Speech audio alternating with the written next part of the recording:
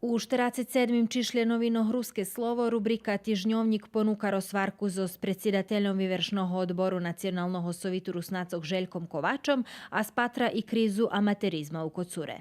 Našo mesta informujú o pririhtovanjoh za preslavu Nacionalnog šveta Rusnacog u Bikiću, a tiž i o postavljanju vitrozaštitnog pasu u Verbaskej opštini. Na bokoh ekonomiji piše o šatvi žita u šitskim i keresturskim hotare i ješenjskih robotoh u Novim Orahove. Kultura i prosvita zaznačela otrimovanje programoh u ramikoh kulturnej manifestaciji Kostelnikova ješenj i označovanje 70 ročnici roboti Ruskog kulturnog centru u Novim Sadze. Ľudze roki život upoznaju čitačov zo s keresturcom Mironom Ramačom i malžensku paru Pap zo Zvinkovcoh, a mozaik svoje boki pošvecel literaturijumu i balu mladeži u Đurđove. Duhovni život zaznačil jak parohijanje u Gospodincoh i Berkasove preslaveli Kirbaji. U rubriki Sport rozvarka s alpinistom Zvonimirom Kočišom.